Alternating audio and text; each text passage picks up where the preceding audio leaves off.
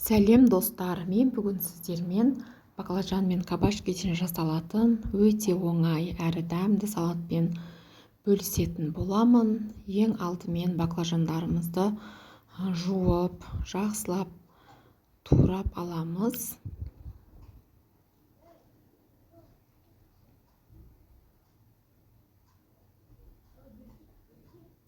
Баклажандарымызды турап алдық. Енді кабачкиімізді дәл осылай төртбұрыш етіп турап аламыз.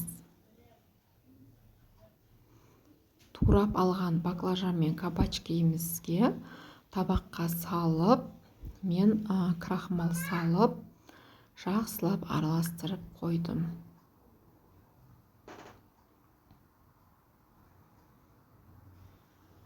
Баклажан мен кабачки су болмау қажет. Енді крахмалға араластырып болған соң майымызға салып қуырып аламыз.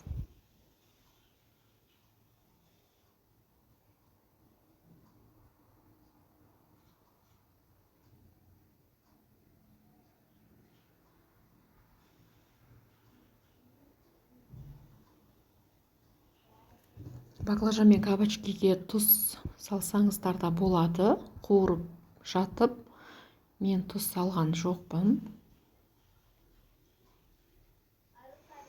Міне осылай сарғыш түске кіргенше қуырамыз.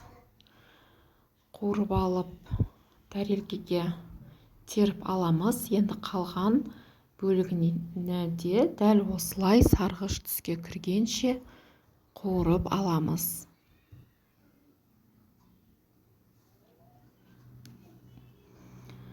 Баклажандарымыз қытырлақ болып шығады. Крахмалға салып қуырған соң аралары да жақсы піседі. Енді мен паприка салдым азғантай. Сосын 3 бөлік чеснокты майдалап салып жібердім. Және кәдімгі свит чили соусынан 2 немесе 3 қасық саламыз. Көп салуға болмайды, яғни баклажандарымыз жұмсарып жібіп кетуі мүмкін. Міне дайын болды. 3-ші қасығымды да салдым. Барлығын жақсылап тұрып араластырамыз. Соус барлық жеріне тиюі қажет. Енді дайын болған баклажандарымызды мен тарелкаға руккола салдым.